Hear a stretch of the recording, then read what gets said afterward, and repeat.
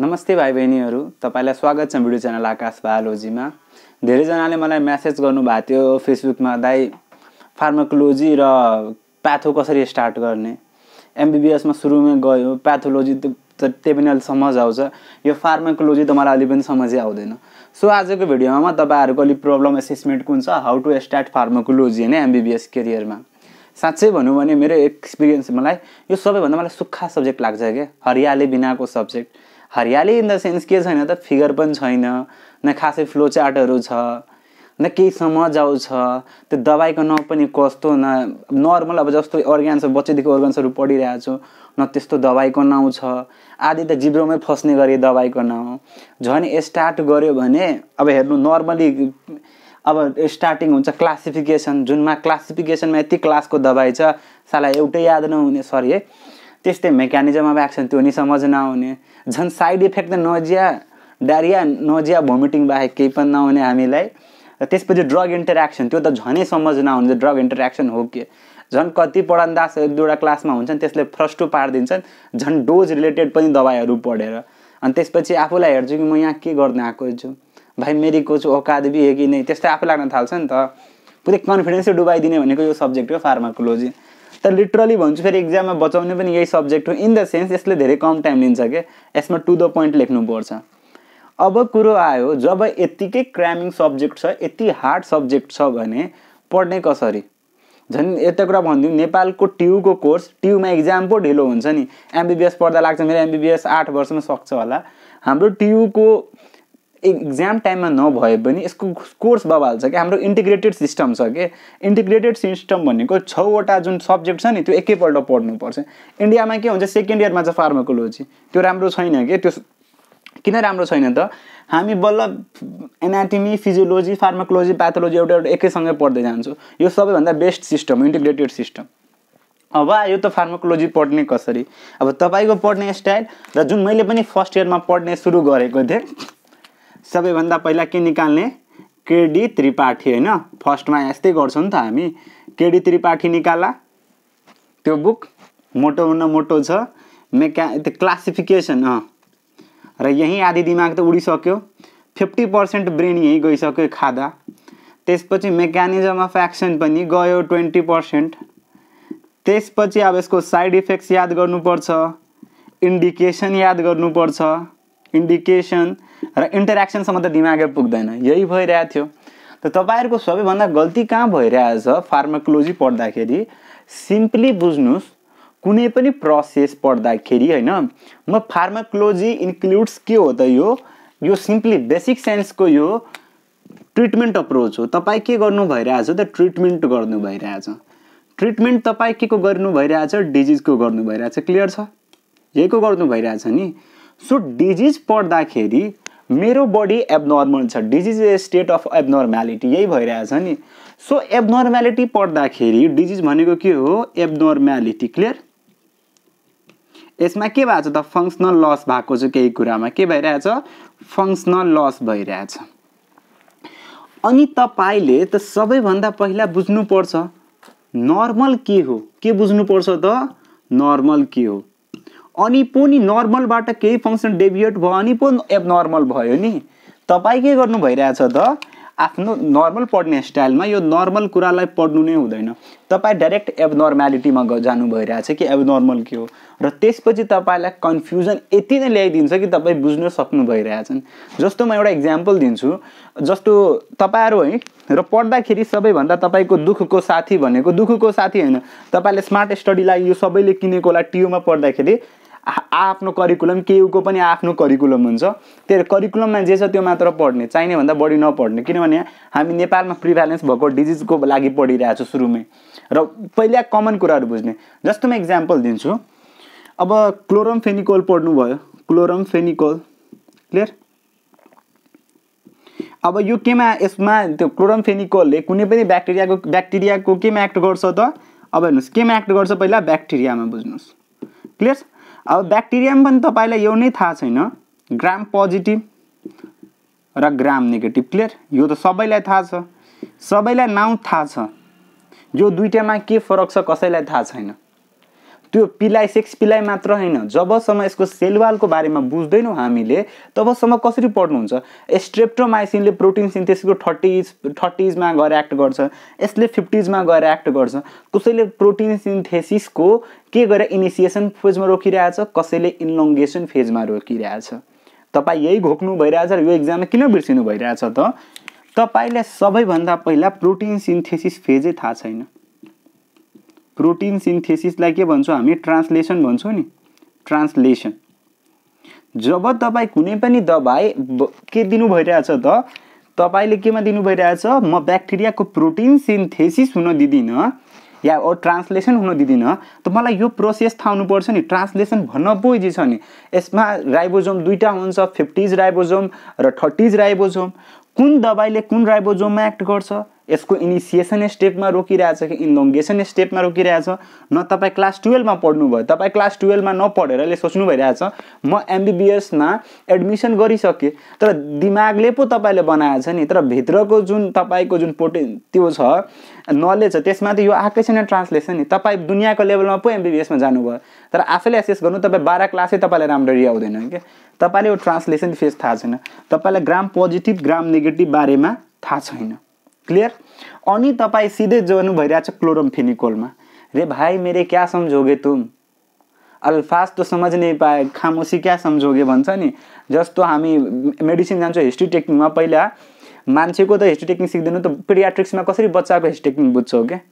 बोलेको बुझ्दैन भने बच्चाहरूमा त झन् केही पनि दिँदैन, बच्चाको हेरेर कसरी थाहा लाउँछ? त्यस्तै हो, तपाईँहरू यो बेसिक्स बिर्सिनु, बेसिक्सै पढाएको छैन के, बेसिक्स पढाएको छैन, त्यही भएर यो बिग्रिरहेछ।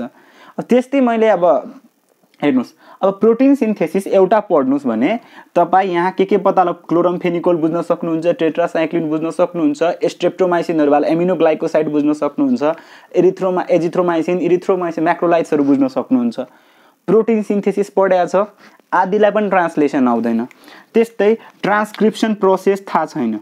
योहरू मेरे भाइ मेरे बहिनी के छन् त, यिनीहरू बेसिक छन् र तपाईँलाई रिप्लिकेसन पनि आउँदैन। जब यो तीनवटा कुरै आउँदैन भने के पढ्न आएको MBBS?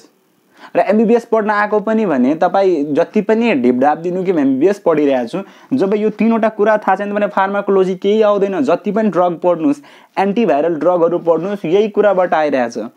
क्लियर छ कि छैन? यो तीनवटा कुरा पढ्नु, र जब तपाईँ यो तीनवटा कुरा पढ्न थाल्नुहुन्छ अनि त्यसपछि तपाईँलाई सबैभन्दा बढी काम लाग्छ के? Cell biology. त्यति बेला सेल बायोलोजीको याद आउँछ। सेल बायोलोजी पनि राम्ररी पढेको छैन, हामीलाई लाग्छ म त सिधै मान्छेलाई मार्ने हो, मान्छेलाई डाइसेक्सन गर्ने हो। सेल बायोलोजीको के काम? तपाईँ आफ्नो रोबिन्सको किताब पहिलो पल्टाउनु, सेल बायोलोजी च्याप्टर आउँछ र त्यो च्याप्टर हामी केही पनि बुझिराख्दैनौँ। बुझ्नुभयो? त्यही भएर फार्माकोलोजी पढ्दाखेरि बेसिक्सबाट जानुपर्छ। क्लियर? अब जस्तो बिटा ल्याक्टम ड्रगहरू ग्राम पोजिटिभ ब्याक्टेरिया बुझ्ने, ग्राम नेगेटिभ बुझ्ने। ग्राम पोजिटिभ ग्राम नेगेटिभ हामी जस्तो भन्छौँ नि ग्राम सिस्टेमबाट, एक्चुअली त्यो दुइटाको सेल वालमा के फरक छ? जबसम्म त्यो सेल वाल बुझेनौँ फरक भने हामी यो दुइटाको मेकानिजममा रिएक्सन छुट्याउनै सक्दैनौँ। क्लियर छ कि छैन? अब हेर्नुहोस्, यति कुरा यसपछि के बुझ्नुहोस् त, यो फार्माकोलोजी पढ्ने, फार्माकोलोजी भनेको के को ब्लेन्ड हो? नर्मल बडीबाट केमा गइरहेछ मैले भनिसकेँ, एबनर्मल। सो नर्मल बुझ्न लागि फार्माकोलोजीको ब्लेन्ड के हो? फिजियोलोजी। के हो? फिजियोलोजी। जुन गाइटन बाबा छन् नि, गाइटन बाबा जबसम्म बुझेन भने यो कामै छैन। सेकेन्डमा यसमा पनि हेर्नु सेल बायोलोजी मजाले दिएको छ, सेल बायोलोजी ट्रान्सलेसनहरू। र त्यसपछि तपाईँले बुझ्नुपर्ने छ यसको पछि यो प्याथो, त्यसपछि बायोकेमिस्ट्री। अब भन्नु एउटै योको लागि म यति कुरा पढ्नु भने म कसरी भ्याउँछु? यही सबैको आयो डायलग। तर इम्पोर्टेन्ट कुरा त बुझ्नुपर्छ नि। सबैभन्दा हार्ड स्टार्ट हो फार्माकोलोजीको बेसिक्स स्टार्ट गर्नु। के हो? फार्माकोलोजीको बेसिक्स स्टार्ट गर्नु। त्यसमा तपाईँले फार्माकोडाइनामिक्स, फार्माको त्यो काइनेटिक्स पढ्नुहुन्छ नि, फार्माकोकाइनेटिक्स, फार्माकोडाइनामिक्स। र तपाईँले सबैभन्दा बढी दिमाग खपाउने के हो? यो जी कपल्ड प्रोटिन रिसेप्टर के हो? ए भाइ मैले त सुनेको पनि थिएन जी कपल्ड। त्यसपछि इन्जाइम लिङ्क्ड वाला के हो? टाइरोसिन काइनेज प्रोपर्टी के हो? यो सबै बुझ्न त सकेकै छैन। एक्चुअली यो हो के? त यो गलत कुरा केडीमा राम्ररी दिएको छैन के? तपाईँले यसको डिटेल दिएको छ तर यो हो के त्यही दिएको छैन, मात्र भनिदिएको छ यसले ड्रगमा हेल्प गर्छ। यो कुरा राम्ररी दिएको छ फिजियोलोजीमा, तपाईँको गाइटनमा। सो तपाईँ गाइटन पल्टाउनु, र गाइटनमा तपाईँ के हेर्नुहोस् त, इन्डोक्राइनोलोजी च्याप्टर छ नि, इन्डोक्राइनोलोजी। त्यसमा यो कुरा त्यसको फर्स्ट इन्ट्रोडक्सन टु इन्डोक्राइनोलोजीमा सुरुमा यो जी कपल प्रोटिन रिसेप्टरहरू एक्चुअली के हो र कुन लेभलमा यो एक्ट गर्छ काम लाग्ने भनेको फिजियोलोजीमा छ। त्यस्तै तपाईँ ब्याक्टेरिया पढ्नु भइरहेछ भने पहिला बायोकेमिस्ट्रीको 2-3वटा प्रोसेस मैले जुन भनिसकेँ त्यो पढ्नुहोस्। जबसम्म त्यो पढ्नु भएन, मैले आफ्नो टाइममा यही गल्ती गरेको थिएँ कि भाइ बहिनीहरू, र मैले थाहा छ यो भिडियो बनाउन मलाई एकदम फाइदा किन हुन्छ त म यो जब 11-12 पढाउँछु त्यसपछि लाग्छ यार म त एमबिबिएसमा नाउँ पनि झन् निकालेको आएँ, मैले यो कुरा पनि राम्ररी आउँथेन।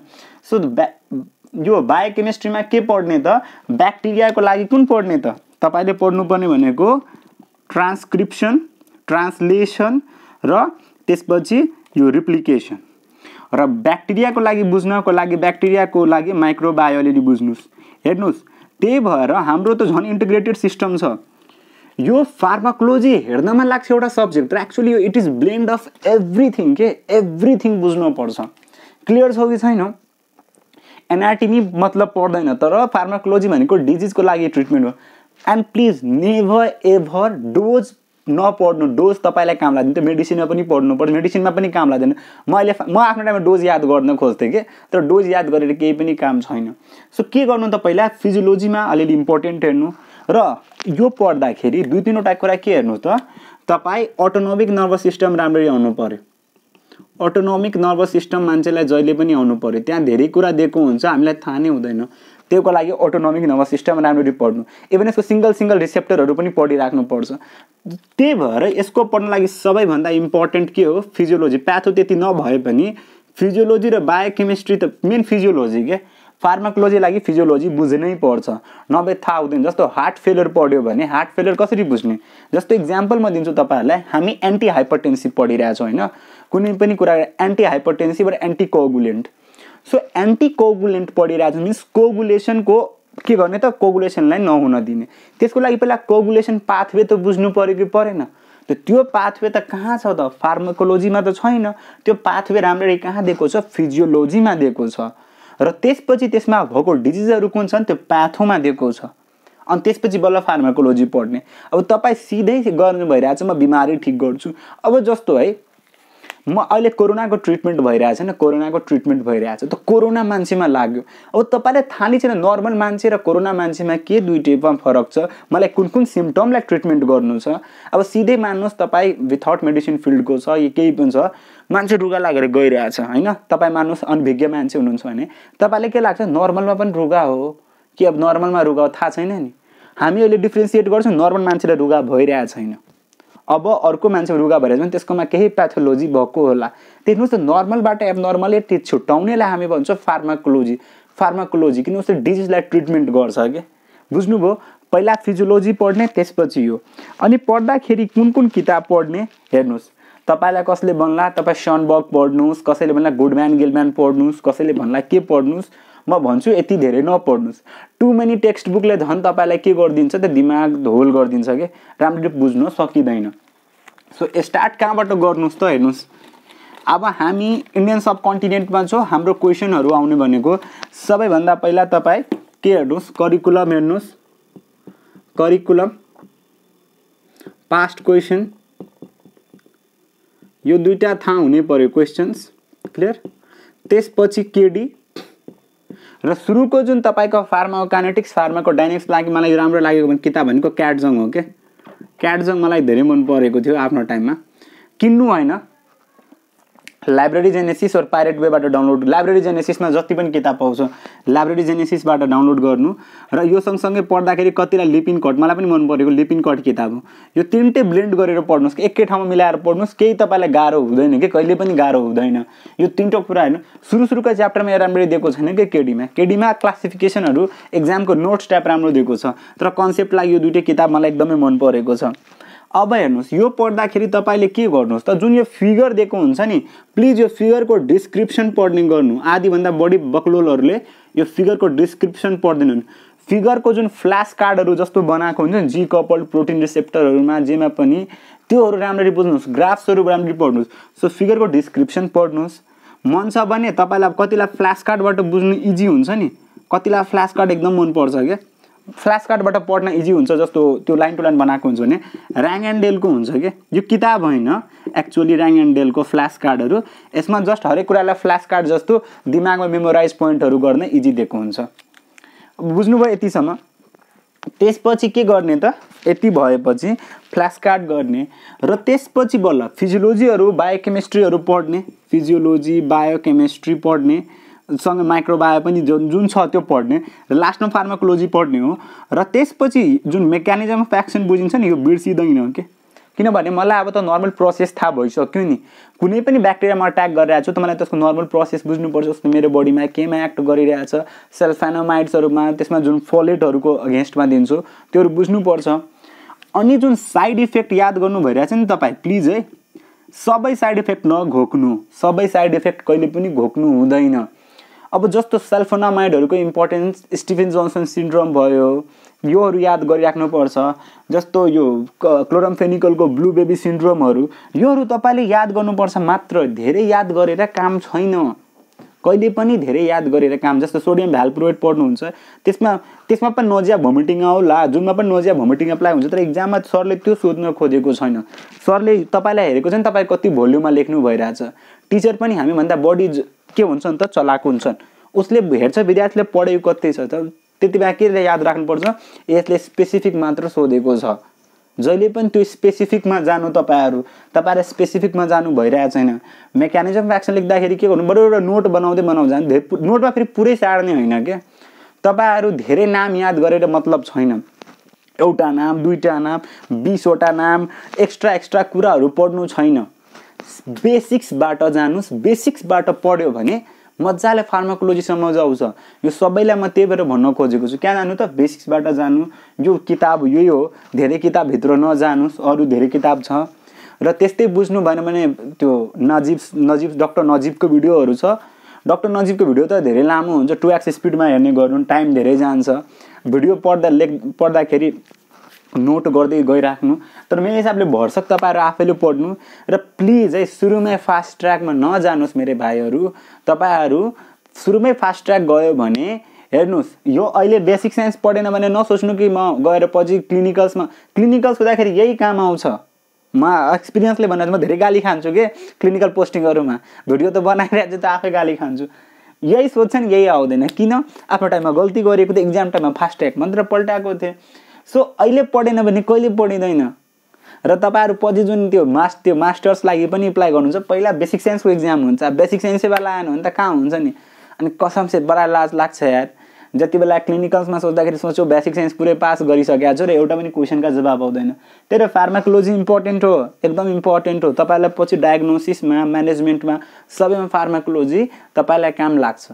सो मैले यो भिडियो बनाउनु कारण के थियो, तपाईँहरू के बुझ्नुहोस् त, यो फार्माकोलोजी ड्राई सब्जेक्ट भए पनि यसको पढ्ने तरिका यो हो। र यो पढ्दा पढ्दै 2-3वटा कुरा बुझ्नुहोस्। तपाईँहरू सबैले एप डाउनलोड गरिहाल्नु है गएर, यो एकदम हेल्प गर्छ। मेडेस्केप एप सबैलाई एप स्टोरमा फ्री छ, यसमा भरको कुरा छन्। त्यस्तै मेडिकल विकिपिडिया यो पनि फ्री छ, काम लागिरहेको हुन्छ होइन। मेडिकल विकिपिडिया यो फ्री छ।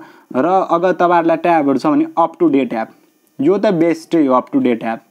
तर यसको लागि तपाईँहरूलाई इमेल सब्सक्रिप्सन पठाउनु पर्छ। युट्युबहरूमा हेर्नु न ट्युटोरियल हाउ टु गेट नभए गुगल भने how to get up to date, यो दुइटै जस्तो इजी छैन। प्ले स्टोरबाट जस्तो पाइन्छ, यसको लागि पहिला इमेल। यो मेनली क्लिनिकल लागि काम लाग्ने हो कि, यो क्लिनिकल्सको लागि काम लाग्ने हो। तर बेसिक साइन्समा धेरै काम लाग्ने भनेको भाइ बहिनीहरू हुन्छ मेडस्केप एप र मेडिकल विकिपिडिया। यो तपाईँहरूलाई चल्ता फिर्ता गुगलहरू छन् कि, मेडस्केपमा हरेक नयाँ रिसर्चहरू पनि हालेको हुन्छ। सो यसरी पढ्ने हो फार्माकोलोजी। म धेरै गफ त दिँदिनँ, तर यही हिसाबले पढ्नुहोस्।